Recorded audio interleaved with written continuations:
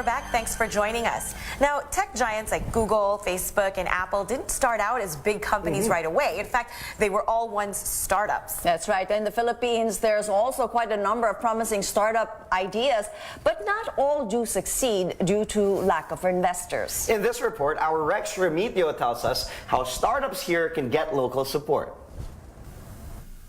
The startup ecosystem in the country has been growing rapidly. More and more young professionals are starting their own ventures. The Department of Information and Communications Technology says a startup is a registered business entity that's less than 5 years old. A study shows there are now more than 300 startups in the Philippines.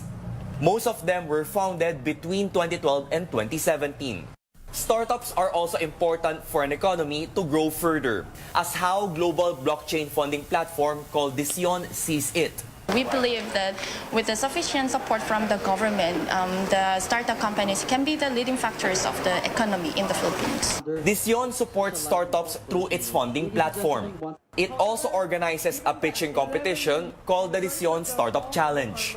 It aims to find the most promising startups that need funding, since getting investors is a challenge for Filipino startups.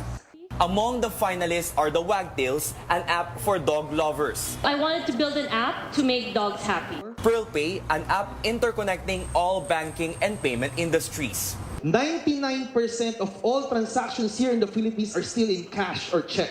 Chupitero, which seeks to help stock investors to trade wisely. Cropital, a platform connecting anyone to help finance farmers. And the winner in the Startup Challenge, LineCare, which is an online medical platform.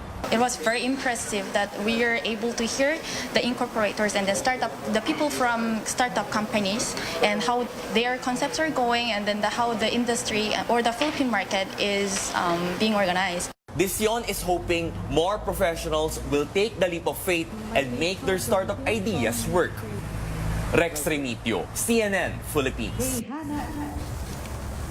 All right. Well, I think it's awesome that there is an entity like that where startups can approach them, pitch their ideas, and it's sort of like a competition. So it really makes them strive to be better and come up with the best, most effective ideas. But at the same time, you remember when Samuel Burke was here, he was saying one of the problems hindering innovations here in the Philippines is our slow internet. That's true, though. No, it really, kung mabagal internet mo, how are you going to be able to move on? But again, it's always nice to have ideas and then have people like this, because there are a lot of creative minds all over the country, and to have a lot of startups, and also this challenge, like what you said, it's a competition, so it's a challenge. It really challenges you, because you see someone doing better, you see someone, oh, ganda nung concept dun sa ano, I have to, find ways to improve my stuff.